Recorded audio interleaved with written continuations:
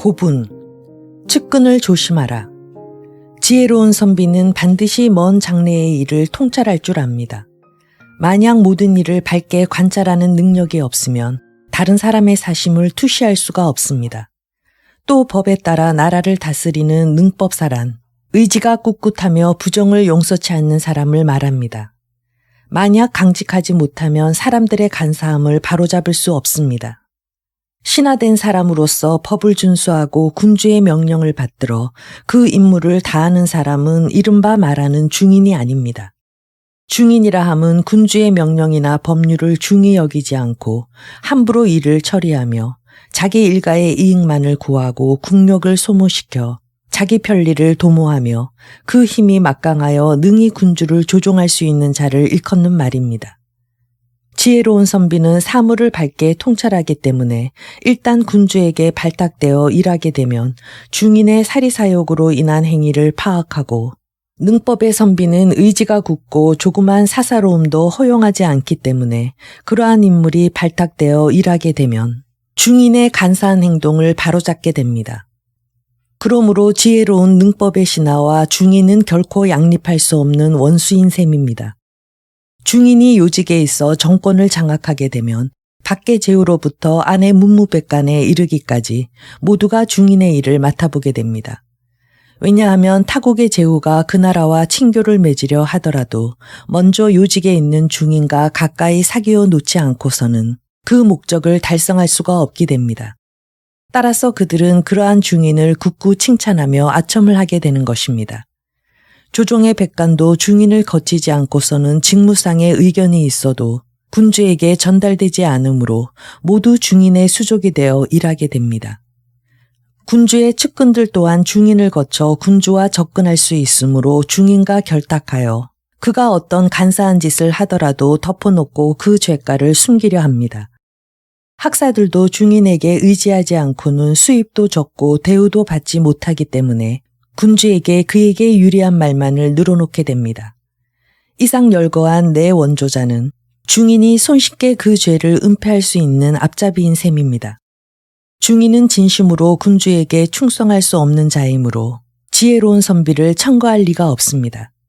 또 군주는 내 원조자에 의하지 않고서는 중신을 밝게 살필 수가 없으므로 군주의 이목은 더욱 가리워지고 따라서 중인의 세력은 더욱 강해지게 됩니다. 그런데 정권을 쥐고 있는 중인과 군주의 관계를 보면 그 사이가 가깝지 않은 경우는 극히 드물며 대개는 군주로부터 아낌없는 총애를 받고 있습니다.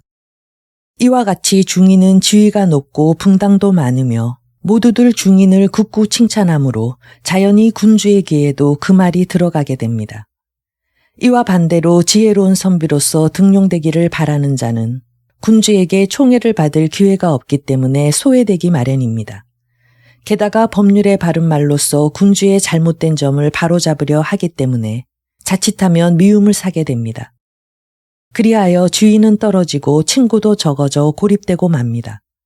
이와 같이 소외당한 입장에서 총애를 받고 있는 자와 다투게 되니 도저히 이겨낼 도리가 없는 것입니다.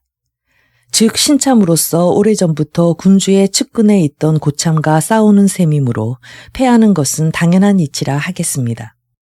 또 개인으로서 한나라의 중심과 싸우는 것이므로 그 세력을 당해낼 수가 없는 것입니다. 또 군주의 뜻에 반하여 군주에게 좋지 못한 점이 있으면 언제라도 직관하게 되는데 이는 군주의 비위 맞추기에 급급한 자와 다투는 것이므로 도저히 이길 수가 없는 것입니다. 이와 같은 여러 가지 이유로 하여 지혜로운 선비는 몇 년이 지나도 군주에게 발탁되어 일을 할 수 있는 기회를 잡지 못하지만 반면에 중인은 이길 수 있는 여러 가지 조건을 갖추고 있기 때문에 아침 저녁으로 군주를 만나 설득할 수가 있는 것입니다.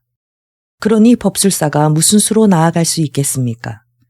또 아무리 기다린다 하더라도 이런 상황에서 군주가 실정을 깨닫게 되기를 바랄 수 있겠습니까? 법술사는 전혀 나아갈 길이 없고 군주가 각성하기를 바랄 수도 없을 것입니다.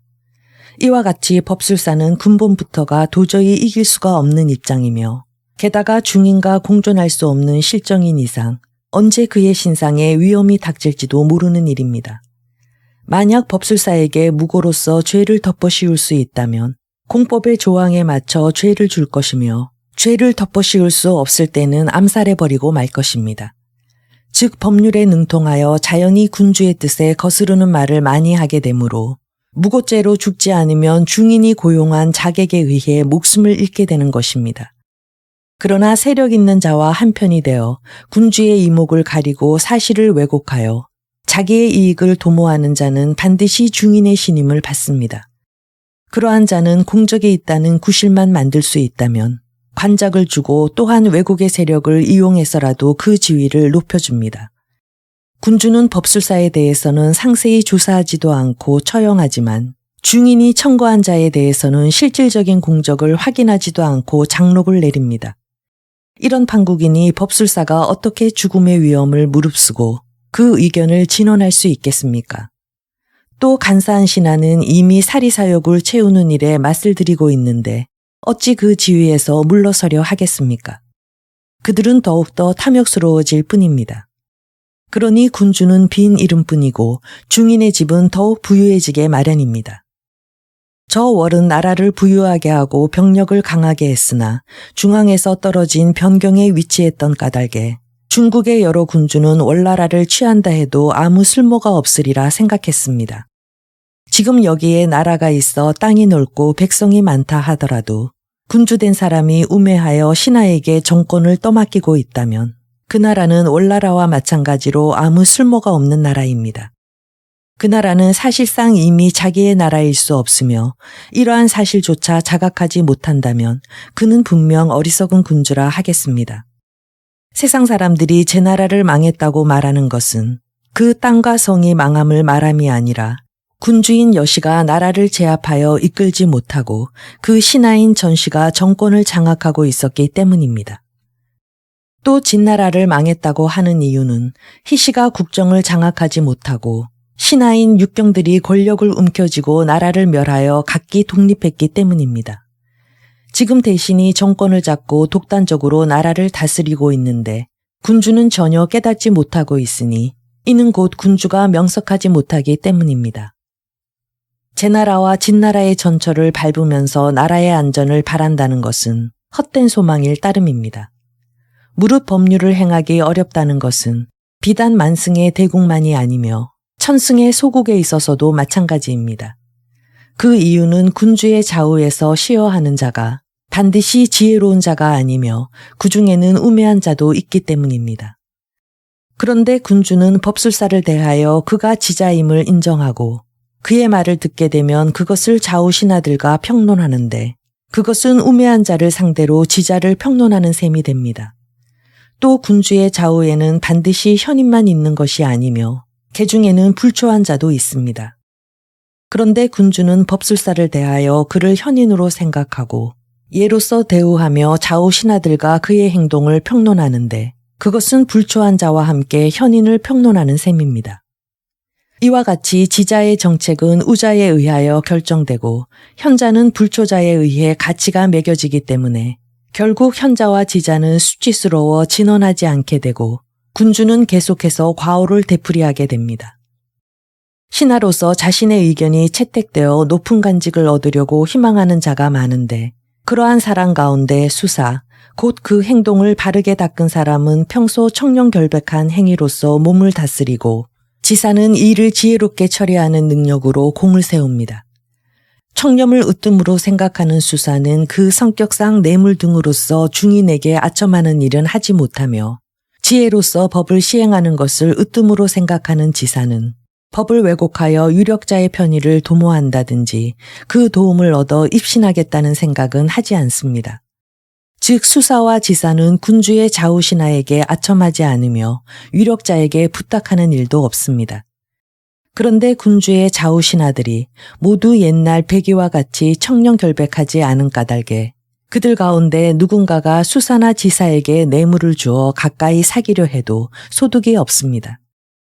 따라서 그들은 수사와 지사의 능력을 억제하고 중상하게 되는 것입니다. 그렇게 되면 나라의 다스림이나 제도가 문란해지는 원인을 통찰한 사람이라 하더라도 참된 능력을 인정받지 못하고 내사와 같이 항상 군주 곁에 있는 자에게 제압당하여 그 나아갈 길이 막히고 마는 것입니다. 또 청렴한 선비라 하더라도 좌우신하들이 나쁘게 말하면 군주는 의심하고 좌우신하가 칭찬을 하면 무작정 신임하게 되므로 군주된 사람은 실정을 파악할 리가 없고 좌우신하의 비방과 칭찬에 의하여 그 사람의 운명이 결정되어 버립니다. 결국 지사와 수사는 물러나게 되고 따라서 군주된 자가 천하를 밝게 다스리는 길은 막힐 수밖에 없는 것입니다. 군주는 그 공적에 의하여 지혜로움을 평가하지 않고 죄가를 조사함에 있어 실제의 증거와 대조하는 것이 아니라 단지 좌우 신하의 말에 의해 처리하기 때문에 결국 무능한 자가 조정에서 활보하게 되고 우매하고 탐욕스러운 관리들로 관직이 채워지게 되는 것입니다. 만승대국의 병폐는 대신의 힘이 너무 크다는 데 있고 천승소국의 근심은 좌우 신하를 너무 신임하여 그들의 말만으로 관리가 등용되고 배척된다는 데 있습니다. 이것이 군주의 폐해입니다. 즉 신하는 큰 죄를 저지르기 쉽고 군주는 큰 과실을 범하기가 쉬운 것입니다. 무릇 신하의 이익과 군주의 이익은 서로 다르게 마련인데 그것은 다음과 같습니다. 첫째, 군주의 이익은 재능 있는 자를 관직에 임명함에 있고 신하의 이익은 재능 없이도 정사의 요직을 얻는 데 있습니다. 둘째, 군주의 이익은 공로가 있는 신하에게 장록을 주는 데 있고 신하의 이익은 공로 없이 부귀를 얻는 데 있습니다. 셋째, 군주의 이익은 재능 있는 호고를 유용하게 부리는 데 있고 신하의 이익은 파당을 결성하여 사욕을 채우는 데 있습니다. 이와 같이 군주와 신하의 이익은 상반되는 까닭에 국토는 깎이어도 대신의 집은 번영하고 군주의 지위는 비천해져도 대신의 권력은 더욱 무거워지는 것입니다. 그리하여 군주는 세력을 잃는데 신하는 나라를 얻게 되는 것인즉 군주는 타국의 머리 숙여 번신이라 칭하게 되나 그 재상은 다른 강국과 친분을 맺어오던 터라 그 은상으로 토지를 얻게 되는 것입니다. 이것을 상실부부라 하는데 이렇게 되는 이유는 신하된 자가 군주를 속여 자기의 편리를 도모하기 때문입니다. 그러므로 현재의 중심 가운데 군주가 자기 과실을 깨닫고 직권할 경우 그런 후에도 계속 군주의 총애를 받을 만한 사람은 10명 가운데 2~3명에 불과할 것입니다. 그만큼 대부분의 신하들이 죄악을 범하고 있는 것입니다. 신하로서 대죄를 범한다는 것은 곧 군주를 기만하는 것이므로 그 죄는 마땅히 사형에 해당합니다. 지사는 멀리 앞니를 내다보고 사형의 화를 염려하므로 중인을 따르지 않으며 또 현사는 청렴결백으로서 몸을 다스리므로 간신과 더불어 군주를 속이는 일을 수치로 생각하여 중인을 따르지 않습니다. 때문에 중인을 추종하는 자들은 우매하여 앞을 내다볼 줄 모르는 자들이거나 잘못을 흔히 저지르는 자들 뿐입니다. 대신은 우매하고 탐욕스러운 무리를 모아서 협잡하고 위로는 군주를 속이며 아래로는 마치 어망으로 물고기를 잡듯이 백성을 괴롭히고 이익을 받아들이는 것입니다. 그들은 파당을 결성하여 행동을 함께하고 군주를 기만하며 법을 왜곡하여 나라를 문란하게 하고 나라를 위태롭게 하며 땅을 깎이게 하고 군주의 심신을 피로하게 하여 욕을 보입니다. 이 얼마나 큰 죄악입니까? 신하에게 큰 죄가 있는데도 군주가 이를 금하지 않는 것은 군주의 크나큰 과실인 것입니다. 위에서는 군주가 큰 과실을 범하고 아래에서는 신하가 큰 죄를 저지른다면 그 나라는 멸망하지 않을 수 없는 것입니다. 화시. 초나라에 화시라는 사람이 있었는데 어느 날 산에서 옥박을 발견하여 여왕에게 바쳤습니다. 여왕은 세공사를 불러 그 옥박을 감정하게 했는데 그는 이것은 돌입니다 라고 답했습니다. 여왕은 화시가 왕을 속인 줄 알고 노하여 그 왼발을 잘라버렸습니다. 그 후 여왕이 묻고 무왕이 즉위했습니다. 화시는 또 그 옥덩어리를 무왕에게 헌상했습니다. 무왕 역시 그것을 감정하게 한 바 이번에도 돌이라는 대답을 듣고는 화시는 왕을 속였도다 라고 하며 그 오른발을 월형으로 다스렸습니다. 무왕이 죽고 문왕이 즉위했습니다. 화시는 이제는 자진해서 그 옥박을 헌상할 용기가 없어 그것을 발견한 산에서 옥을 안고 3일 밤낮을 울었습니다. 그리하여 눈물도 말라버리고 피눈물이 나올 지경이 되었습니다. 문왕은 이 사실을 전해 듣고 사람을 보내어 그 이유를 물었습니다. 세상에는 월영을 당한 자가 수도 없이 많은데 그대는 언제까지 울며 슬퍼할 것인가? 저는 월영을 당했다 하여 슬퍼하는 게 아닙니다. 이렇게 훌륭한 옥을 돌이라고 하며 돌을 지키는 성실한 저에게 군주를 기만한 자라고 하니 너무 억울해서 통곡하는 것입니다. 이 말을 들은 문왕은 세공사를 불러 옥을 연마하게 한 결과 그것은 과연 훌륭한 보옥이었던 것입니다. 그래서 왕은 그것을 이름하여 화시의 주옥이라 하였습니다. 주옥이라는 것은 군주가 열심히 구하는 것입니다. 화시가 옥덩어리를 바쳐 그것이 주옥이 아니었다 하더라도 군주에게 손해가 되었던 것은 아닙니다. 그런데 감정 결과 가짜라고 하여 군주를 속인 죄로 두 발이 잘린 뒤에야 주옥이 문제되었습니다. 주옥을 문제 삼는 것조차 이토록 어려운 것입니다. 그런데 지금의 군주는 정법을 세워 치국함에 있어 화시의 옥을 구하듯 그렇게 열심히 아닙니다. 그러므로 신하와 백성의 살이에 의한 행위를 금지시키는 법수를 권장하는 것은 매우 위험합니다. 바른 길을 지키고 나라의 장래를 걱정하는 자가 형벌을 받지 않는 경우가 있다면 그것은 제왕의 옥이 되는 법수를 권장하지 않았기 때문입니다. 군주가 도를 터득한 자의 진술을 듣고 그 나라를 잘 다스리면 대신은 국정을 전단하지 못할 것이며 근신은 군주의 고난을 남용하여 사리사욕을 채우지 못할 것입니다. 관직에 있는 자가 모든 일을 법대로 처리하면 사람들은 시골에 정착하여 농업에 힘쓸 것이며 장병들은 나라를 위하여 기꺼이 목숨을 바칠 것입니다.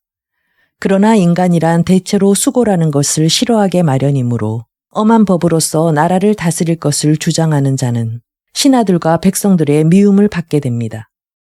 군주는 대신의 말을 거스르는 한이 있더라도 또한 백성들의 원성을 사는 일이 있더라도 염두에 두지 말고 도에 맞는 것이라면 실행하도록 힘써야만 비로소 나라가 잘 다스려지는 것입니다. 군주가 도를 터득한 법술사의 말을 경청하지 않을 경우에는 그는 자칫하면 죽임을 당하게 되고 그의 말은 배척당하게 됩니다.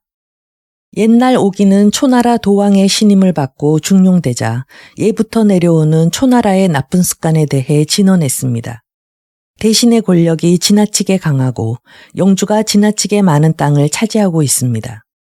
이를 그대로 내버려 둔다면 그들의 권세가 곧 군주를 능가할 것이며 아래로는 백성을 학대하여 나라는 가난해지고 군대가 약화될 것입니다. 그러므로 영주의 땅을 회수하는 것이 필요한데 그 방법으로는 영주의 자손은 3대가 되면 장록을 회수하여 평민으로 격하해버리고 당장 급하지 않은 관리도 파직시킵니다. 그리고 재능 있는 인재를 발굴해야 하는 것입니다. 도왕은 이 의견을 받아들여 실행하다가 1년 만에 세상을 떠났습니다. 그러자 오기의 제안 때문에 일가에 해를 입은 자들이 파당을 지어 그의 손발을 잘라 죽이고 말았습니다. 공손왕은 진나라 효공을 가르쳤는데 그는 15, 즉 10명 또는 5명을 한 조로 만들어 서로 감시하여 조 안에서 죄를 범한 자가 생기면 밀고하게 하고 이를 어겼을 때는 그 조가 연좌되어 같은 벌을 받는 제도를 설정하였습니다. 또 국정을 비판하는 자가 많다고 하여 시경, 서경 등의 서적을 불태우고 법령을 명백히 하여 세도 있는 자에게 청탁하는 길을 봉쇄해버리고 군주를 위해 힘쓴 자를 장려하여 상을 주고 능력도 없으면서 관직을 구하는 자들을 금하여 농사를 짓게 하거나 군졸로 썼으며 전쟁에 공로가 있는 자는 출세의 길을 열어주었습니다. 효공은 이를 모두 실행한 결과 군주의 지위는 안정되고 나라는 부강해졌습니다. 그러나 8년 후 효공이 세상을 떠나자 공손왕은 그동안 미움을 받았던 자들에 의해 사지가 찢겨 죽었습니다.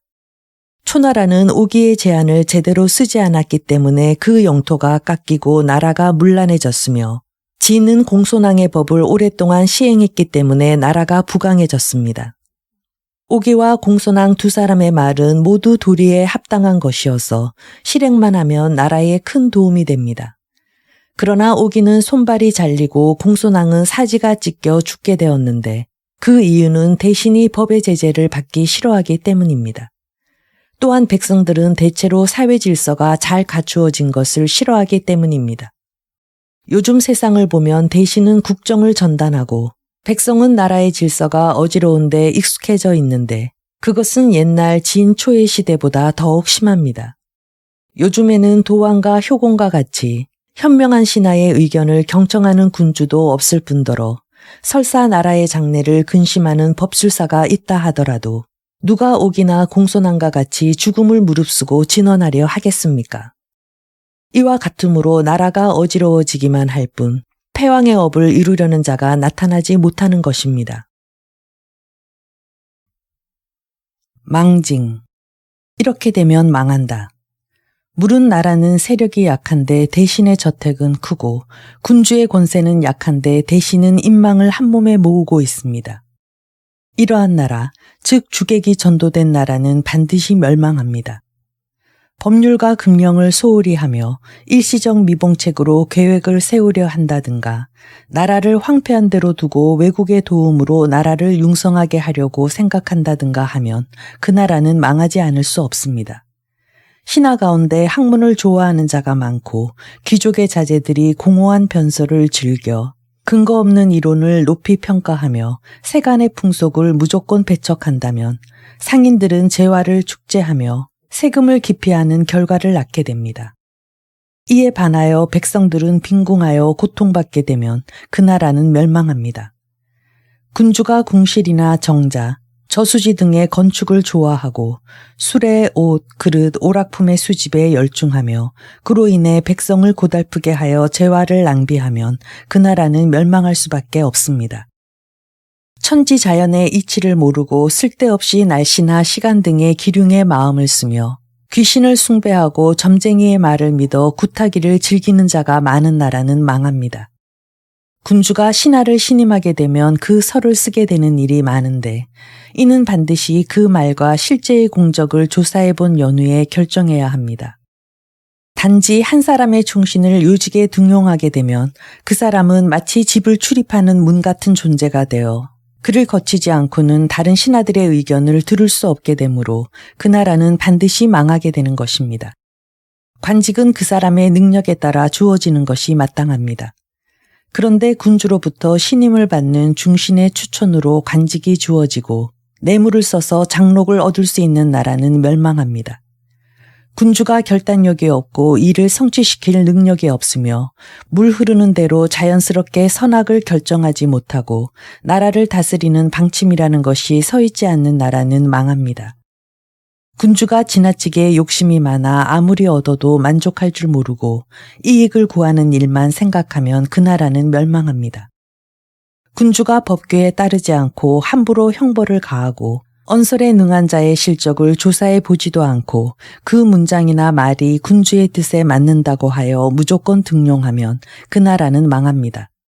군주의 생각이 천박하여 밖에서 쉽게 엿볼 수 있으며 그 계획을 경솔히 남에게 누설하여 조금도 숨기는 것이 없고 주의가 산만하고 갑에게 들은 말을 금세 을에게 옮긴다면 그 나라는 망합니다. 군주의 성품이 지나치게 강하여 남과 화합할 줄 모르고 가난한 자를 물리치며 남을 공격하기를 좋아하고 국가의 이익을 깊이 생각하지도 않고 독단적으로 일을 추진하고 그 누구도 자기에게는 미치지 못한다고 생각하면 그 나라는 멸망합니다. 군주가 동맹국의 원조를 믿고 이웃 나라를 경시하면 그 나라는 멸망합니다. 재산이나 처자는 외국에 남겨둔 채 임시로 거처를 옮겨온 자가 위로는 군주의 모계에 관여하고 아래로는 인사에 참여하는 일이 있습니다. 일이 잘 들어맞으면 주저앉게 되고 성사가 안 될 때는 떠나버리게 되므로 이 점을 주의하지 않으면 그 나라는 멸망합니다. 백성들이 사사로운 은혜를 베푸는 재상을 따르고 무거운 세금을 징수하는 군주에게는 충심으로 복종하지 않는 경우가 있습니다. 그렇게 되면 군주는 자기의 권세를 빼앗겨 그 나라는 망합니다.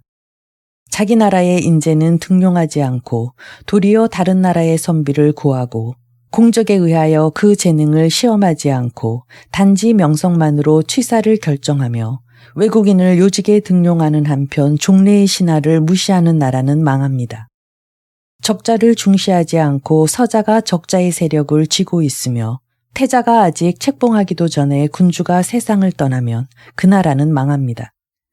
군주가 대담하여 반성할 줄 모르고 나라가 어지러운데도 스스로 남보다 지혜가 뛰어나다고 자부하며 자기 나라의 힘은 생각지도 않고 이웃 나라를 경시하는 나라는 망합니다.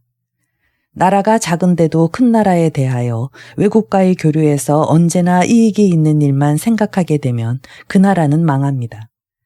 태자가 이미 정해졌는데 강한 제국의 공렬을 후궁으로 맞아들이면 그녀에게 압도되어 태자의 지위가 위태로워집니다. 이렇게 되면 신하들은 마음이 변하여 두 마음을 품게 되므로 결국 나라가 어지러워져 망합니다. 군주가 겁이 많아 나라를 지킴에 있어 경고하지 못하고 재앙의 단서를 보고도 우유부단하여 손을 쓰지 못하며 단행해야 한다는 것을 알면서도 망설이다가 시기를 놓치는 나라는 망합니다. 군주가 어떤 사정에 의해 타국에 나가 있는데 신하들이 너무 오래 군의를 비워둘 수 없다고 하여 다른 사람을 군주로 세우거나 타국에 인질로 가 있는 태자가 아직 귀국하지 않았는데 군주가 다른 아들을 태자로 정하는 경우가 있습니다. 이렇게 되면 민심이 동요되어 매우 위험하므로 결국 그 나라는 망하게 됩니다. 대신은 그 나라 전체 백성을 지도해야 하는 위치에 있으므로 군주도 그를 대함에 있어 예를 갖추어야 하는데도 신하라 하여 소홀하게 대우하거나 창피를 주어 원한을 품게 하고 함부로 형벌을 가하거나 하면 백성들 가운데 군주를 모반하는 자가 생기게 되고 따라서 그 나라는 망합니다. 두 대신이 서로 그 세력을 다투고 군주의 친척이 막강한 세력을 가지고 있으며 국내의 파당을 형성할 뿐만 아니라 외국의 도움을 빌려 서로 세력을 다투는 일이 생기면 그 나라는 반드시 멸망합니다. 군주가 젊은 시녀의 말을 받아들이고 총애하는 측근자의 계획을 실행하면 군주의 집안이나 일반 백성들의 원성을 사게 되고 그런데도 군주가 이를 살피지 못하고 거듭 불법을 행하면 그 나라는 망합니다. 대신을 경시하고 부친과 형을 예로 대하지 않고 백성을 괴롭히고 죄 없는 자를 살육하면 그 나라는 반드시 망하게 됩니다. 법의 고둠이 마치 화살과 같은데도 군주가 꾀를 써서 법을 왜곡하고 사사로운 일로 공사를 그르치게 하며 법령을 조속으로 변경하면서 수시로 명령을 내려 백성이 어느 쪽을 따라야 할지 갈피를 잡지 못하게 하면 그 나라는 망합니다. 국내에 견고한 요새가 없고 성곽은 허술하며 군량의 축적도 없고 물자도 부족하며 전쟁 준비가 되어 있지 않는 나라는 다른 나라가 쳐들어오게 되면 망합니다. 군주와 그 친척이 모두 몸이 약하여 장수하지 못하고 군주를 세우되 잇따라 죽어버려 어린아이를 군주로 세울 수밖에 없는 경우에는 대신이 정권을 장악하게 되고 타국에서 온 사람에게도 벼슬을 주어 파당을 형성하게 되고 때때로 그 영토를 잘라 바침으로써 우방의 원조를 기대하는 나라는 반드시 망하게 됩니다. 군주의 마음이 좁고 성급하여 쉽게 동요되고 초조해하고 성을 잘 내며 전후의 이해득실을 헤아리지 못하고 앞을 내다보는 안목이 없으면 그 나라는 망합니다. 군주가 화를 잘 내고 함부로 군사를 일으켜 농사를 그르치면서까지 전쟁을 하면 나라는 망합니다. 군주의 측근 귀족들이 서로 투기하고 대신의 세력이 융성하여 밖으로는 적국의 힘을 빌리고 안으로는 백성을 괴롭히며 충직한 선비를 배척해도 군주가 이를 벌하지 않는다면 그 나라는 반드시 망하게 됩니다. 군주는 어리석은데 친척이나 형제는 현명하고 태자의 세력이 약하여 서자가 이에 대항하고 또 관리의 힘이 미약하면 백성이 오만해져서 민심이 동요되고 나라는 소란스러워집니다. 따라서 그 나라는 결국 망하게 됩니다. 군주가 당연히 성내야 할 때도 이를 나타내지 않고 벌해야 할 때도 제목을 들출 뿐 즉각 처벌하지 않으면 군신들은 겉으로는 아무 말도 하지 않지만 속으로는 군주를 미워하거나 나라의 장래를 우려하게 되며 죄 있는 자를 처벌하지 않으면 그는 언제 어떻게 될지 모른다는 생각에서 결국 반란 등을 일으키게 되므로 그 나라는 망합니다. 군사를 일으켜 출병할 때 대장에게 일임하되 그 권력을 지나치게 무겁게 하거나 변경의 장수에게 높은 지위를 주어 법을 왜곡하고 멋대로 명령을 내리게 하며 이를 단행함에 있어 군주의 명령을 기다리지 않게 이르면 그 나라는 망합니다. 군주의 정실이 음란하거나 태후에게 추행이 있고 내정과 조정 사람들이 함부로 통하고 남녀의 유별이 없으면 태후와 정실이 각기 파당을 만들어 세력을 다투게 되면 그 나라는 망합니다. 정실을 소홀하게 대우하고 후궁을 총애하며 태자보다 서자의 권위가 강하고 대신의 대우가 가볍고 군주의 측근 신하들의 대우가 무겁게 되면 안으로는 정실의 당과 후궁의 당이 암투하게 되고 밖으로는 태자의 당과 서자의 당이 싸우게 되며 대신과 측근 신하들 또한 화합하지 못하여 안팎의 불화가 일어나니 이러한 나라는 망합니다. 대신이 존경을 받고 편파적으로 지지하는 도당이 많으며 군주의 판단을 가로막아서 그 생각이 아랫사람에게 미치지 못하고 그들 도당만으로 정치가 행하여지면 군신과 백성들 사이에 틈이 생기게 되고 결국 그 나라는 망합니다. 귀족 현관의 사문 출신은 관리로 등용되고 전쟁에서 공로를 세운 신하의 자손은 배척당하며 지방에서 행한 조그마한 선행 따위는 높이 평가되고 국가에 헌신한 공로는 경시되는 나라는 망합니다. 나라의 부고는 비었는데 대신의 창고는 가득하고 정착 생활을 하고 있는 백성은 가난한데 밖에서 들어와 임시로 거처하는 자는 넉넉하며 농업과 전투에 종사하는 자는 공공한데 상공업에 종사하는 자들은 큰 이익을 얻는 나라는 망합니다. 크나큰 이익을 보고도 기회를 놓쳐 포착하지 못하거나 화란의 단서를 듣고도 태만하여 그것에 대비하지 않고 깊이 주의를 기울여야 할 전쟁의 경우를 생각하지 않고 단지 혀끝으로만 인의를 부르짖어 스스로를 꾸미고 헛된 이름을 남기려 하면 그 나라는 망합니다. 군주로서의 효도가 아닌 필부의 효를 사모하고 국가의 이익을 돌보지 않고 모후의 명을 따르며 궁안의 여자 및 내시 등과 더불어 국사를 논의하게 되면 그 나라는 망합니다. 언사는 유창하지만 이치상으로 쓸모가 없고 마음은 현명하지만 수를 터득하지 못한 말하자면 법과 수를 이용할 줄 몰라 수고를 해도 공이 나타나지 않는 자를 등용하며 군주의 재능은 풍부하지만 법도에 의해 일을 처리하지 못하는 나라는 망합니다. 새로이 임명된 신하는 앞으로 나아가는데 기존의 신하는 뒤로 물러서고 우매한 신하는 등용되는데 현명한 신하는 은둔하며 공로가 없는 자는 부귀해지는데 노고가 많은 자는 천대받으면 아랫사람은 윗사람을 원망하게 되고 따라서 그 나라는 망합니다. 군주의 친척이나 대신의 복록이 실제의 공에 비해서 무겁거나 신하의 고아를 나타내는 예복이 분에 넘치게 화려하고 젖대가 음식이 사치스러운데도 군주가 이를 금하지 않으면 신하는 만족할 줄 모르고 더욱더 탐욕스럽게 되는데 이렇게 되면 그 나라는 망하는 것입니다. 군주의 사위나 자손이 평민과 한마을에 살면서 상하의 질서를 어지럽히고 군주의 위강을 힘입어 이웃에게 난폭하고 거만하게 하면 그 나라는 망합니다. 원래 망징이라 함은 반드시 멸망한다는 뜻이 아니라 단지 멸망할 수도 있다는 말인 것입니다. 그러므로 군주는 국내에 이와 같은 망국의 징조가 하나라도 있지 않은지 언제나 유의하여 살펴야 합니다. 요는 뛰어난 임금이지만 두 사람이 있다고 하여 두 사람 모두 왕이 될 수는 없으며 거리 두 사람 있다고 하여 똑같이 멸망하는 것은 아닙니다. 멸망하거나 왕이 되는 것은 칠한 강약이 양립되지 않고 편벽되는 데 기인합니다. 예를 들면 나무가 부러지는 것은 벌레가 그 속을 갉아먹었기 때문이고 담이 무너지는 것은 어딘가에 틈새가 있기 때문입니다. 그러나 벌레가 먹었더라도 강풍이 불지 않으면 나무는 부러지지 않을 것이며 담에 틈새가 있다 하더라도 큰 비만 내리지 않으면 무너지지 않습니다. 그러므로 만승의 군주는 나라를 잘 다스리는 데 힘을 다하고 법률을 바르게 행하며 국력을 충분히 길러두었다가 멸망의 징조를 보이는 나라가 있을 때 폭풍우가 되어 침공한다면 그 나라를 쉽게 취할 수 있으며 나아가 천하까지도 통일할 수 있습니다. 비내, 집안 도둑이 더 무섭다. 군주의 근심은 사람을 믿는 데서 비롯됩니다. 사람을 잘못 믿으면 그 사람에 의해 제어당하게 됩니다. 군신은 효력에 의해 맺어진 관계가 아니며 단지 신하는 군주의 권세에 눌려 할 수 없이 섬기고 있을 뿐입니다. 때문에 신하는 쉴 새 없이 군주의 마음을 엿보며 노리게 되니 잠시도 방심해서는 안 됩니다. 그런데도 군주는 이를 알지 못하고 안이하게 높은 지위에 앉아 우쭐거리고 있는 것입니다. 이것이 곧 군주를 위협하거나 시역하는 자가 나타나는 까닭입니다.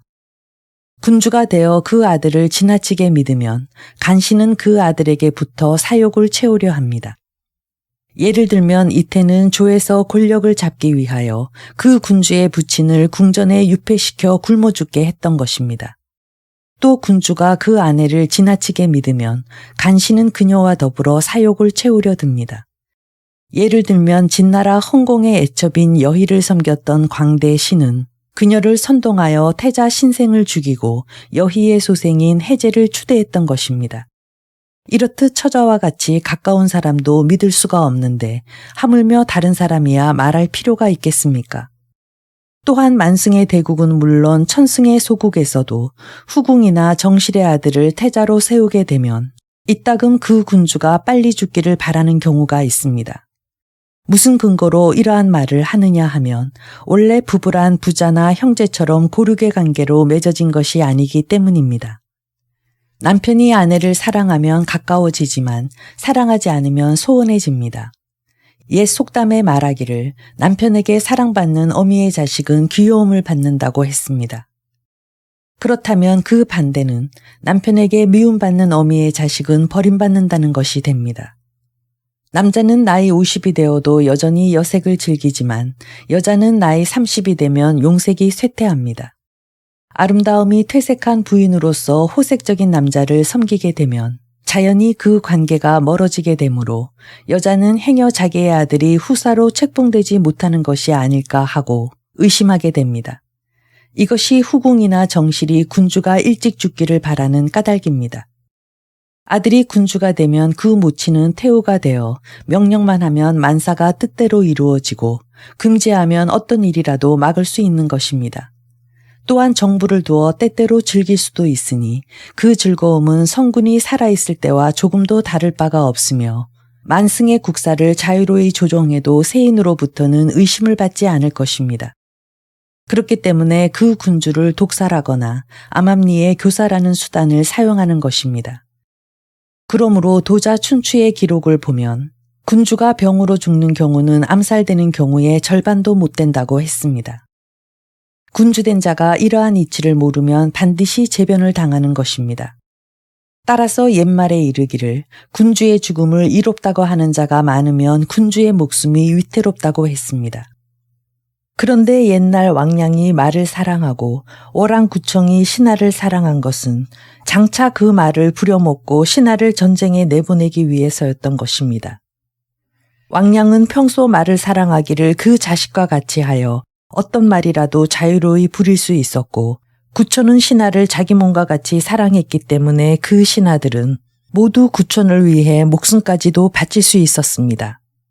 의원이 환자의 상처를 빨아 그 고름을 입에 담는 것은 환자와의 사이에 부모 형제와 같은 고륙의 정이 있어서가 아니라 이익이 있기 때문입니다. 즉 그렇게 하여 병을 고쳐주면 사례를 받고 많은 사람을 단골로 삼을 수 있기 때문에 싫지만 어쩔 수 없이 하는 것입니다. 때문에 수레의 제조자들은 많은 사람들이 부자가 되기를 바라고 장의사는 관을 만들면서 사람들이 많이 죽기를 바랍니다. 이것은 수레의 제조자가 인자하고 장의사가 잔인하기 때문이 아니라 사람이 부유하지 않으면 수레가 팔리지 않을 것이고 사람이 죽지 않으면 관이 팔리지 않을 것이기 때문입니다. 장의사가 결코 사람을 미워하는 것은 아니지만 그러나 사람이 죽어야만 그에게 이익이 있기 때문에 어쩔 수 없이 사람들이 죽기를 바랍니다. 그러므로 후궁, 정실, 태자들이 파당을 만들고 군주의 죽음을 바라는 것은 군주가 죽지 않으면 그들이 세력을 확장할 수 없기 때문이며 군주를 미워해서가 아니라 군주가 죽어야만 이익이 되기 때문입니다.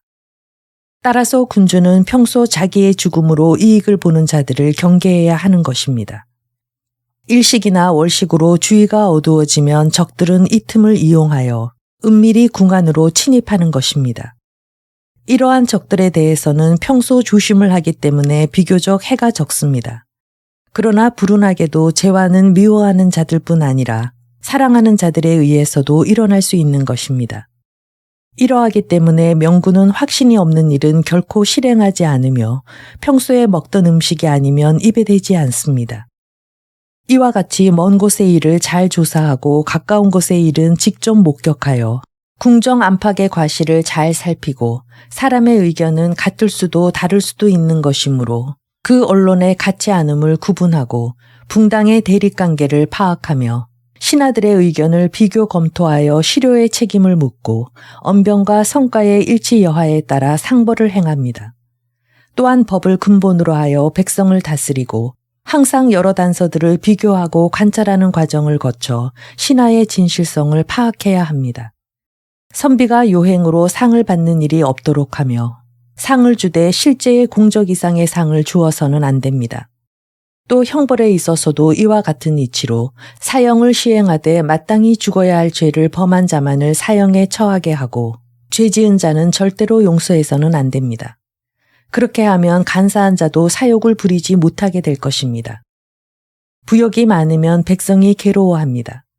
그러면 백성은 귀인의 문을 두드려 부역을 면하려고 하므로 귀인의 권세가 일어나게 됩니다.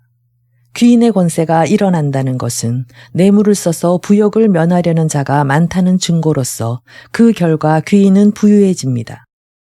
이와 같이 백성을 괴롭혀 귀인을 부유하게 만들고 군주가 권세를 일으켜 신하에게 빌려주는 것은 천하의 영원한 이익이 못됩니다. 그러므로 옛말에 이르기를 부역이 적으면 백성이 편안하고 백성이 편안하면 신하는 무거운 권세를 잃고 신하에게 무거운 권세가 없으면 권세는 소멸된다. 권세가 소멸되면 은덕은 군주 한 사람에게로 돌아간다라고 했습니다. 요컨대 물이 불을 이기는 것은 명백한 이치입니다. 그러나 물과 불 사이에 솥을 놓으면 계속해서 물의 온도가 상승하여 마침내 물은 모두 증발하고 불은 여전히 타고 있으므로 결과적으로 불을 이기지 못하게 되고 맙니다. 법률이 간악한 자를 제어하는 것은 물이 불을 이긴다는 이치보다 더욱 명백한 사실입니다. 그런데 법을 지키는 신하가 물과 불 사이에 솥 역할을 하는 간신에 의해 막혀버린다면 법은 단지 군주의 가슴 속에서만 존재할 뿐 그 본래의 사명, 즉 간악함을 금지하는 힘을 잃게 되는 것입니다. 예로부터 전해 내려오는 말이나 춘추의 기록을 보면 법을 어기고 반역을 도모한 자는 언제나 존귀한 주위에 있는 신하들이었습니다. 그런데 세상사를 보면 법령을 갖추고 형벌이 행하여질 때 나라에 매우 해가 되는 존재라 하더라도 높은 지위에 있는 자는 대부분 아무 제재도 받지 않고 다만 신분이 낮고 천한 자만이 체포된다든지 죽임을 당하게 됩니다. 이리하여 백성들은 절망하고 호소할 곳이 없습니다. 대신들은 당파를 만들어 서로 두둔하며 군주의 총명을 가리고 속으로는 서로 친하면서도 겉으로는 사이가 나쁜 척하여 사심이 없는 것처럼 가장하며 서로 눈이 되고 귀가 되어 군주의 빈틈을 노립니다. 군주는 신하의 장막에 가리워져 진실을 알지 못합니다. 그리하여 군주라는 이름은 있으나 내실이 없는 껍데기뿐이며 신하가 법을 멋대로 시행합니다. 주나라의 천재가 세력을 잃고 그 제후가 저마다 독립하게 된 것도 모두 이러한 연유에서 비롯되었던 것입니다. 그래서 옛말에 이르기를 군주가 편벽되어 신하에게 권세를 빌려주면 상하의 위치가 바뀐다고 했습니다. 유로, 노자는 이렇게 말했다. 천하의 도가 행하여지고 선종이 베풀어지면 국내외에 전쟁의 근심이나 돌연사가 없어 조용하므로 역말을 사용할 필요가 없어집니다. 그래서 노자는 날랫말을 달리게 할 필요가 없고 다만 논밭의 경작에 소용될 뿐이라고 했습니다. 이와 반대로 천하의 도가 행하여지지 않고 선정이 베풀어지지 않으면 서로 공격하여 그칠 줄을 모르고 서로 수비하기를 몇 년씩 계속하다 보면 끊임없는 전쟁으로 인해 오랫동안 벗지 못한 군복에는 벼룩이나 이가 생기고 장막 안에는 제비와 참새가 집을 지으며 군사들은 집으로 돌아가지 못하게 됩니다. 그러므로 군마의 씨가 말라서 임금의 측근들의 말까지 징발하지 않으면 안 된다고 했습니다. 옛날 정나라 사람이 진나라 문공에게 털이 아름다운 여우와 검은 표범 가죽을 헌상했습니다. 문공은 이것을 받고 탄식하기를 이 여호와 표범은 그 털의 아름다움 때문에 스스로 화를 불러들여 망한 것이다 라고 했습니다. 그런데 나라를 다스리는 자도 명예욕 때문에 화를 자초할 때가 있으니 선하라 언왕이 그러한 예입니다. 언왕은 세상 사람들로부터 어진 임금이라는 칭송을 받고 싶어한 나머지 마침내 이웃나라인 초에게 함락되어 망할 지경에 이르렀던 것입니다. 또 우나라는 뇌물을 탐한 나머지 멸망한 예입니다. 우나라는 타국의 땅과 성을 탐냈기 때문에 진의 헌공에 의해 멸망하고 말았습니다. 진나라 지백은 범시 중행시에 두 땅을 장악하고 다시 조나라를 공략하려고 했다가 한 위 두 나라의 모반으로 인해 군대는 패하고 그 자신은 고량의 동쪽에서 죽었습니다. 그리하여 그 영토는 한, 위, 조 세 나라에 의하여 분할되고 그 머리는 조나라에 보내져 칠해진 다음 변기로 쓰였던 것입니다. 그래서 만족할 줄 모르는 것보다 더 큰 화는 없다고 했습니다. 우나라 군주는 굴 땅에서 산출된 말과 수국에서 난 옥을 탐내어 궁지기에 간언이 있었는데도 불구하고 끝내 진에게 길을 빌려주었기 때문에 그 나라는 망하고 자신은 죽임을 당했습니다. 그러므로 노자는 작은 욕심에 연연하다 보면 반드시 무서운 재앙을 입게 된다고 했습니다. 무른 나라라는 것은 존재하고 있으면 그것으로 족한 것입니다. 폐왕이 된다면 더욱 좋겠지만 그것은 바란다고 해서 반드시 이루어지는 것은 아닙니다. 이와 마찬가지로 인간도 존재하고 있으면 그것으로 족한 것이며 부귀를 누린다면 더욱 좋을 것입니다. 그러나 존재하는 데 만족하지 않고 허황된 욕심을 부림으로써 화를 입는 것입니다. 스스로를 해칠 일에 욕심을 내지 않는다면 나라는 망하지 않고 일신도 천수를 다할 수 있는 것입니다. 그러므로 노자는 만족을 알면 언제나 만족하게 된다고 했습니다. 초나라 장왕이 진나라와 싸워 하원에서 승리하고 귀국하여 손수고의 전공을 포상하려고 했을 때 손수고가 한수 근처에 모래와 돌이 많은 토지를 소망했으므로 그곳을 받았습니다. 그런데 초나라의 국법에 의하면 신하의 복록은 이대까지만 받을 수 있으며 그 후에는 반환하도록 되어 있었으나 유독 손수고만은 예외로서 토지를 그대로 소유할 수 있었습니다. 그 이유는 땅이 메마르고 수확도 적었으므로 쓸모없는 땅으로 간주되었기 때문입니다. 그래서 그 자손은 구대에 이르기까지 그 땅을 점유하고 조상의 제사를 지낼 수가 있었습니다. 그러므로 노자는 말하기를 처음에 튼튼하게 세운 것은 뽑을 수가 없으며 단단히 품은 것은 빼앗기지 않는 것과 마찬가지로 가문의 기초를 단단히 굳힌 조상의 자손은 제사가 대를 이어 그치지 않는다고 했습니다.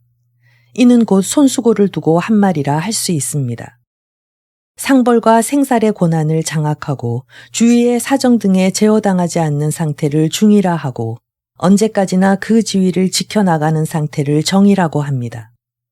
중이 되면 능히 경한 자를 부릴 수 있고 정이 되면 능히 조한 자를 부릴 수가 있습니다. 그래서 노자는 중은 경의 근본이요 정은 조의 군주이다 라고 했습니다. 즉 무게가 있는 자는 경한 자의 뿌리가 되어 제압할 수가 있고 차분한 자는 성급한 자의 군주가 되어 능히 지배할 수가 있다는 뜻입니다. 또 노자는 말하기를 군자는 여행 중에 종일 치중을 떠나지 않는다고 했습니다. 치중이란 온갖 군수품을 실은 차로서 군대가 그것을 잃게 되면 패할 수밖에 없는 것입니다. 군주에게 있어서 나라란 이 치중과 같이 소중한 것입니다. 저 조나라 무령왕 주부가 생존 중에 그 아들인 해왕에게 나라를 계승한 것은 소중한 치중을 떠난 것이라고 할 수 있습니다. 그는 양해한 뒤 대라든지 운중을 여행하면서 한적한 생활을 즐겼으나 귀국하자 이태라는 신하 때문에 죽임을 당하였습니다. 그는 문자 그대로 주부로서 초연했지만 이미 조나라는 그의 수중에서 떠나 그의 소유가 아니었던 것입니다. 비록 천자라 하더라도 일단 나라를 벗어나면 그것으로 끝인 것입니다. 주부는 만승의 군주였지만 그 몸을 경망스럽게 다루고 천하를 경시한 결과 생존 중에 양해했던 것입니다. 세력이 없는 것을 경이라 하고 함부로 자리에서 떠나는 것을 조라고 합니다. 주부는 경조한 군주였기 때문에 산채로 감금되어 죽임을 초래했던 것입니다. 그러므로 말하기를 가벼우면 신하를 잃고 성급하면 군의를 잃는다고 했으니 이는 곧 주부를 일컬어 한 말입니다. 군주에게 있어 권세의 중대함은 마치 물고기에 있어 목과 같은 것입니다. 만약 군주가 신하에 의해 권세를 잃게 되면 다시 회복하기란 어려운 것입니다. 제 나라의 강공은 대부 전송으로 인해 나라를 빼앗겼고 진공은 6대신에게 권세를 빼앗겨 나라는 망하고 그 목숨을 잃었습니다. 그래서 노자는 물고기는 깊은 못에서 빠져나와서는 안 된다고 한 것입니다. 상벌은 나라를 다스리는 도구인 까닭에 군주가 이것을 가지면 신하를 제어할 수 있지만 만약 신하의 손으로 옮겨지면 군주를 능가하게 됩니다. 군주가 상을 제시하면 신하는 그것을 숨겨두고 자신의 위덕을 아랫사람에게 팔아 생색을 낼 것이며 군주가 벌을 제시하면 신하는 군주와 법 사이에 파고들어 스스로 권위를 떨치게 되므로 군주의 위엄이라는 것이 서지 않는 것입니다.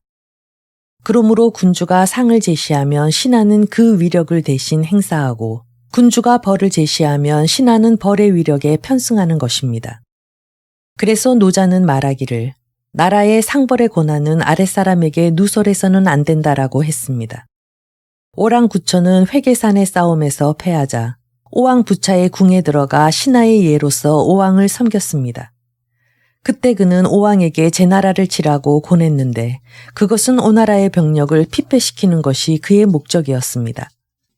그 후 오의 군대는 제 나라 군대를 에릉에서 격파하고 다시 양자강 제수 근처에 진을 쳤으며 황지라는 곳으로 군을 진격시키는 듯 국력을 소모했습니다. 이로써 오왕부차의 군대가 북쪽에 집중되자 월왕구천은 그 틈을 타서 오호 부근의 오군을 제압하고 그 도시를 함락시켰으며 끝내는 오나라를 멸망시켰던 것입니다. 그래서 노자는 장차 상대를 억압하고자 하면 먼저 상대방의 세력을 떨치게 하고 장차 이것을 약화시키려 하면 먼저 상대방을 강하게 만들어주라고 했던 것입니다. 진나라 헌공이 장차 우나라를 치려고 할 때 먼저 벼곡과 명마를 보내주었고 지백이 구유를 치려고 할 때에는 먼저 큰 병거를 보내 환심을 샀습니다. 그래서 노자는 남의 것을 취하려거든 먼저 잠시 동안 이것을 주라고 했습니다. 그러므로 이를 함에 있어서 암암리에 모든 계획을 세우고 마침내 천하를 놀라게 할 만한 큰 공을 세우도록 해야 되는 것입니다. 노자는 이것을 미명이라 했습니다. 선견지명이 있는 사람은 비록 그 나라의 세력이 강하더라도 다른 사람에게는 작고 약한 나라로 보이게 함으로써 거듭 자기를 낮추니 이것이 곧 노자가 말한 약한 채 하고 있다가 강을 이긴다는 것입니다. 무릇 형태가 있는 사물은 모두 대소의 구별이 있지만 그 큰 것은 반드시 작은 것이 쌓여져 이루어진 것이지 처음부터 큰 것이란 없는 법입니다. 또 오랜 세월을 두고 성장하는 예를 들면 초목 같은 것은 반드시 작은 것에서부터 비롯되는 것입니다. 그래서 노자는 천하의 어려운 일도 반드시 쉬운 일로부터 비롯되며 천하의 큰 일도 반드시 사소한 일로부터 비롯된다고 했습니다. 그러므로 일을 잘 처리하고자 하면 그것이 어려운 일로 발전하기 전에 처리해야 하는 것입니다. 그래서 노자는 어려운 일은 쉬울 때 손을 써야 하고 큰 일을 하고자 할 때에는 사소한 것부터 힘을 기울여야 한다고 했습니다. 신뢰를 들어 말한다면 1000길이나 되는 뚝도 개미구멍에 의해 무너지며 100척의 큰 방도 굴뚝 사이에서 새어나오는 불티에 의해 재가 되는 것입니다. 때문에 백규는 제방을 순시할 때 작은 구멍을 발견하면 곧 막았고 노인은 화재를 염려하여 굴뚝에 틈바구니를 메웠습니다. 이렇게 함으로써 백규가 순시하면 수해가 없었고 노인이 조사하면 화재의 근심이 없었던 것입니다. 이것은 모두 아무 일도 없을 때 경계함으로써 어려운 일을 피하고 사소한 일을 경계함으로써 큰 화를 멀리한 것입니다. 고대의 명의 편작이 채나라의 황공을 아련하고 잠시 동안 가만히 있다가 이렇게 말했습니다. 지금 군주께서는 병환 중에 있습니다. 그런데 증세가 피부에 머물러 있으니 빨리 치료하지 않으면 악화될 것입니다. 과인에게는 병이 없다. 편작이 물러가자 황공이 말했습니다. 의사는 모두 이익을 탐하는 무리다. 건강한 사람을 보고 병이 있다고 하여 치료해주고 공을 세우려고 한다. 10일 후 편작은 다시 황공을 만나 말했습니다. 군주의 병화는 악화되어 피부 속으로 들어갔습니다. 지금 곧 치료하지 않으면 장차 심해질 것입니다. 그러나 황공은 상대도 하지 않았습니다. 그리고 편작이 나가자 불쾌한 기색을 역력히 드러냈습니다. 그로부터 10일 후 다시 편작이 찾아와서 말했습니다. 군주의 병화는 위장을 침범했습니다. 지금 속히 손을 쓰지 않으면 더욱 악화될 것입니다. 그러나 이번에도 황공은 불쾌한 얼굴로 대꾸도 하지 않았습니다. 다시 10일 후 편작은 황공을 아련하러 갔다가 멀리서 그 모습을 보자 밖으로 나가버렸습니다. 황공은 이상하게 생각하여 사람을 시켜 그 이유를 물었습니다. 편작은 말하기를 병이 피부의 표면에 있을 때는 따뜻한 물로 찜질해서 치료할 수 있으며 피부 속으로 병균이 침입했을 때는 침이나 쑥뜸으로 치료할 수 있습니다. 또 위장 속으로 들어갔을 때는 탕약으로 치료가 가능합니다. 그러나 더 악화되어 골수를 침범하기에 이르면 그 사람의 목숨은 오직 사명이 알아서 하실 일이며 사람의 힘으로는 어찌할 수가 없습니다. 지금 군주의 병화는 골수로 들어갔으므로 신은 더 이상 드릴 말씀이 없습니다. 라고 했습니다. 5일 후 과연 황공은 뼈의 통증을 느끼고 사람을 시켜 편작을 불렀지만 그는 이미 진나라로 달아난 후였습니다. 황공은 마침내 죽고 말았습니다. 이 점으로 미루어 의사가 병을 치료할 경우 병이 피부에 머물러 있을 때, 즉 경미할 때 조치를 취해야 하는 것입니다.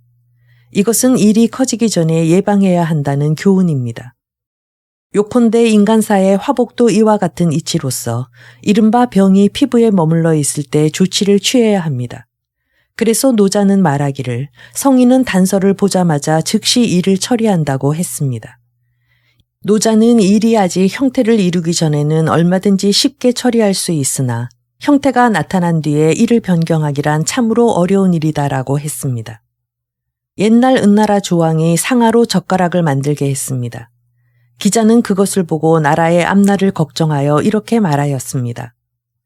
상아의 젓가락을 만들게 한 이상 반드시 오지 그릇에 음식을 담지 못하게 하고 장차 주옥으로 만든 술잔을 사용할 것이다. 상아 젓가락과 주옥의 술잔을 사용하게 되면 반찬은 콩이나 콩잎으로는 안 되고 반드시 쇠고기나 코끼리 고기, 표본고기 등 진귀한 음식만 찾게 될 것이다. 이러한 음식을 먹게 되면 아무래도 짧은 털옷을 입거나 띠로 엮은 집에서는 살 수 없는 노릇이므로 반드시 비단 옷을 입고 고대강실에서 생활하려고 할 것이다.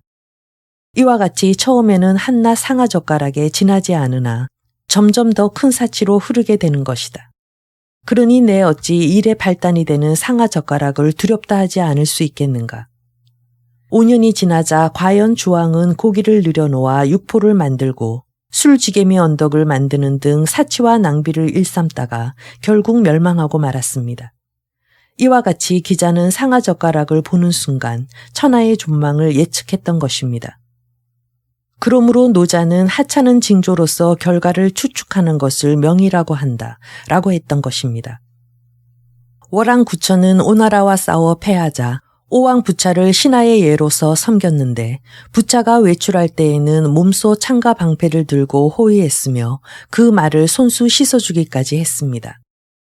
이와 같이 잘 인내한 결과 마침내 부차를 고소 땅에서 죽이고 원수를 갚을 수 있었던 것입니다. 주나라 문왕은 은나라 조왕을 섬겼는데 옥문을 들어설 때 조롱을 받았으나 태연히 안색조차 변하지 않았습니다. 그리하여 훗날 그 아들 무왕은 주왕을 목야에서 대파하고 그를 사로잡을 수 있었던 것입니다. 그러므로 노자는 유를 지키는 것이 강이다 라고 했습니다. 요컨대 월왕이 패자가 된 것은 옛날 오왕을 섬기는 것을 마다하지 않았기 때문이며 무왕이 왕위에 오르게 된 것은 그 아비가 조롱을 당하고도 참아냈기 때문입니다. 그래서 노자는 말하기를 성인은 상처를 받지 않는데 그 이유는 보통 사람이 상처를 받을 만한 일을 괴롭게 여기지 않기 때문이다 라고 했습니다. 송나라 촌부가 바곡을 얻게 되자 재상인 자한에게 바쳤습니다. 그러나 자한이 받지 않자 촌부가 말했습니다. 이것은 보배로서 군자가 가질 만한 물건이며 우리 같은 세인이 가질 것이 못됩니다. 그대는 옥을 보배라 했는데 나는 그대의 옥을 받지 않는 것을 보배라고 생각한다. 즉 촌부는 옥을 탐하였지만 자하는 옥을 탐내지 않았던 것입니다. 그러므로 노자는 군자는 범인이 탐내지 않는 것을 탐내며 얻기 어려운 물건을 귀중하게 여기지 않는다라고 했습니다. 왕수라는 학자가 책을 짊어지고 가다가 주나라 도라는 곳에서 은자인 서빙을 만나 가르침을 청했습니다. 무릇 우리 인간들은 언제나 자기 스스로 실행하지 않으면 안 된다. 같은 일을 실행한다 해도 때에 따라서 다른 결과가 되므로 언제나 꼭 같게 처리할 수는 없는 것이다. 지혜로운 자는 일정한 고집을 세우지 않고 임기응변으로 일을 처리한다. 또 서적이란 옛사람의 말을 기록한 것인데 말이란 단지 지식에서 비롯된 것일 뿐이다. 따라서 지자는 책을 간직할 필요가 없는 것이다. 그런데 그대는 어찌하여 그렇게 많은 책을 짊어지고 다니는가? 이 말을 들은 왕수는 가지고 있던 책을 모두 불살라버리고 기쁜 나머지 덩실덩실 춤을 추었습니다. 그러므로 지자는 말로써 사람을 가르치지 않고 현자는 책을 상자 속에 간직하지 않는 것입니다. 이것은 세인이 무심코 지나치고 말 일이지만 왕수는 그 잘못을 깨닫고 다시 바른 길로 돌아간 셈이니 바야흐로 배우지 않는다는 사실을 배운 것입니다. 그러므로 노자는 배우지 않는다는 사실을 배우지 않으면 안 된다. 이것은 세인이 지나쳐버린 진리에 복귀하는 일이다 라고 했습니다. 무릇 세상에 존재하는 모든 만물에는 저마다 일정한 형태가 있습니다. 때문에 그 형태에 따라 사물을 취급하고 그 천성을 거스르지 않아야 하는 것입니다. 그러므로 일이 없어 조용하면 덕은 스스로 확립되고 움직이더라도 자연의 도에 적합하게 되는 것입니다.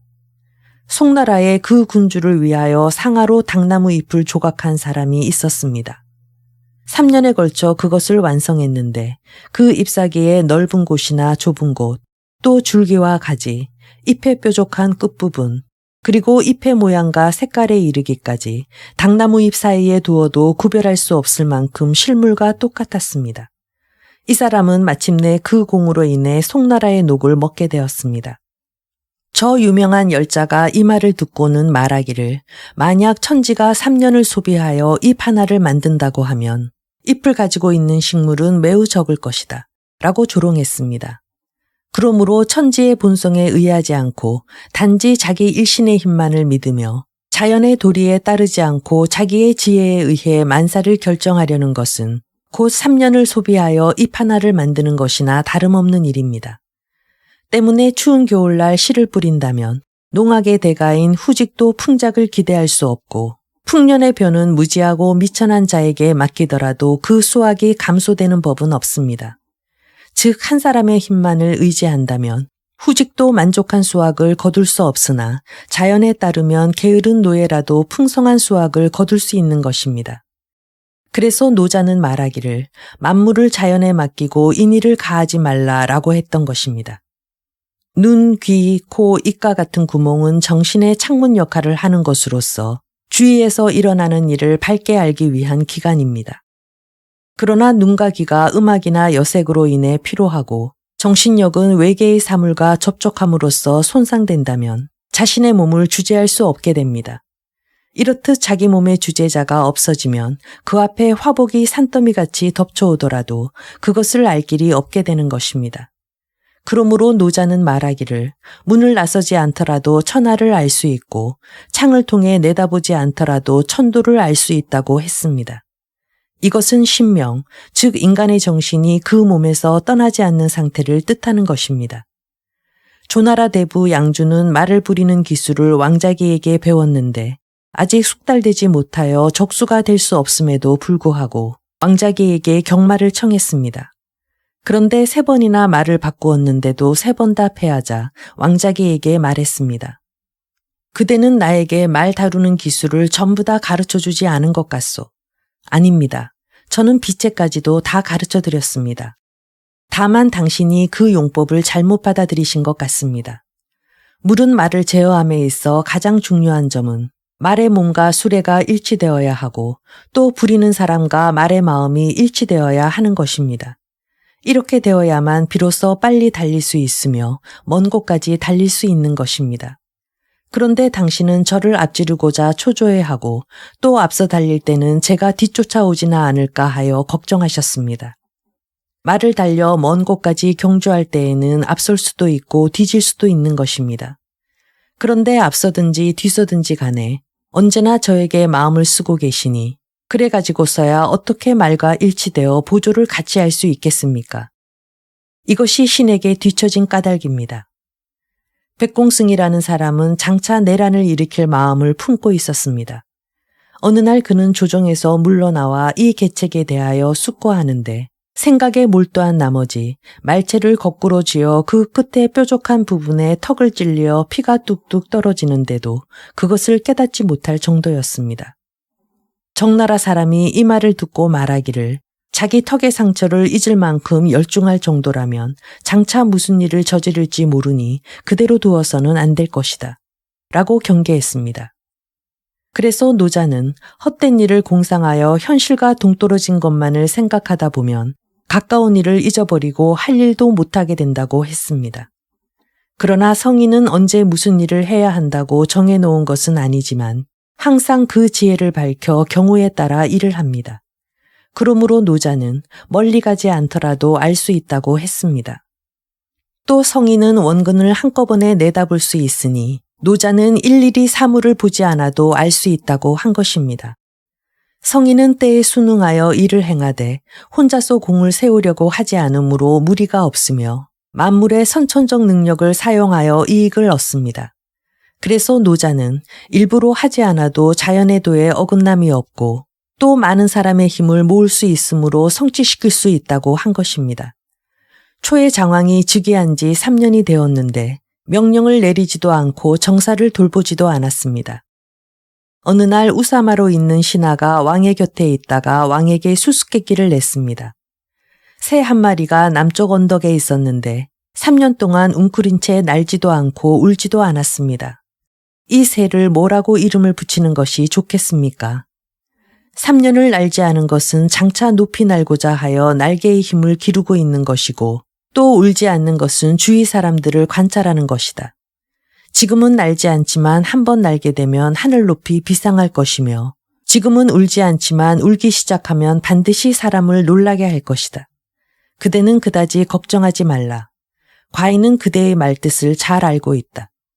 그리고 반년 후에 왕은 스스로 정사에 임하여 10가지 법령을 폐지하고 9가지 법령을 제정했으며 5명의 무능한 대신을 벌하고 숨어있는 처사 6명을 새로 등용하는 등 나라를 매우 잘 다스렸습니다. 왕은 군사를 일으켜 제나라를 서주에서 폐주시키고 진나라와 싸워 하옹에서 승리했으며 제후를 송나라에 회합시키고 마침내 패자가 되었던 것입니다. 장왕은 함부로 작은 선행을 행하지 않고 힘을 축적하여 크게 명성을 떨쳤으며 서둘러 자기의 재능을 나타내려고 하지 않음으로써 큰 공을 세웠던 것입니다. 그래서 노자는 말하기를 큰 그릇은 늦게 만들어지며 대음은 평소에도 소리를 내지 않는다라고 했습니다.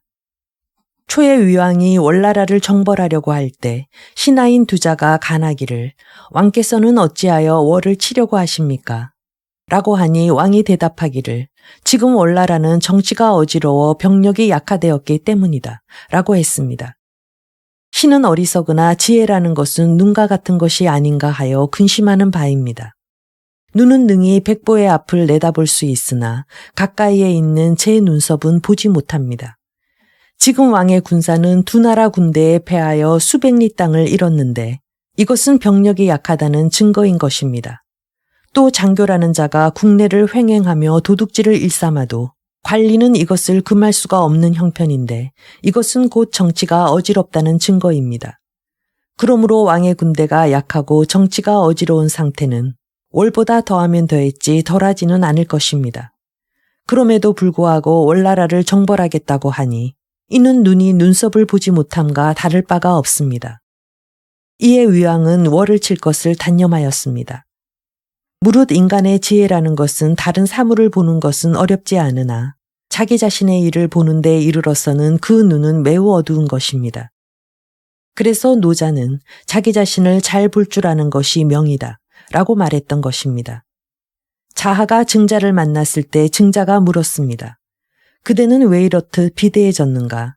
싸움에 이겼기 때문이요. 그게 무슨 뜻이요? 자하는 답변했습니다. 나는 집안에 앉아 책을 읽을 때는 선현의 도의를 흠모하여 이를 영화로 삼았지만 그러나 밖에 나와서는 부귀한 자의 활락을 보며 이 또한 동경했다네.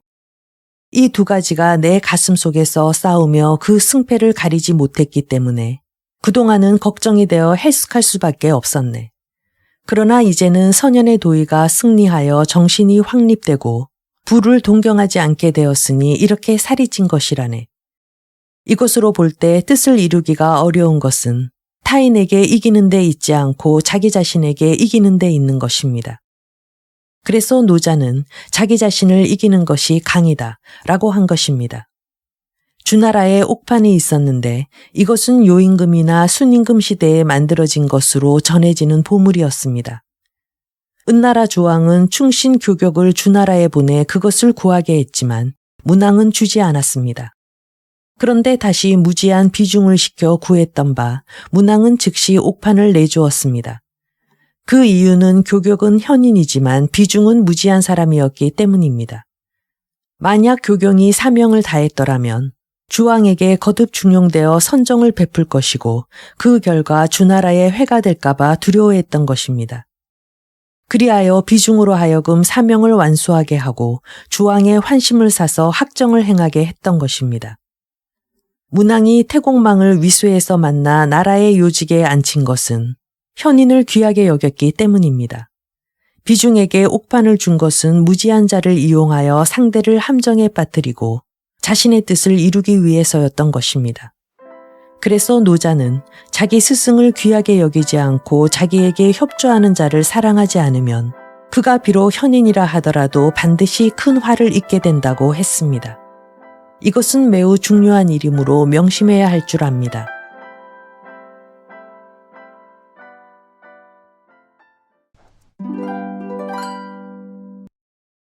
법과 술, 그리고 새. 삼국시대에 제갈량이 죽으면서 유비의 아들인 유선에게 읽도록 했다는 책은 동양의 제왕학 교과서라 불리는 한비자였습니다. 한비자는 음모에 휘말려 자살로 생을 마감하였지만 법가는 이후 중국 고대 국가의 기틀을 잡는 데 핵심 사상이 되었습니다.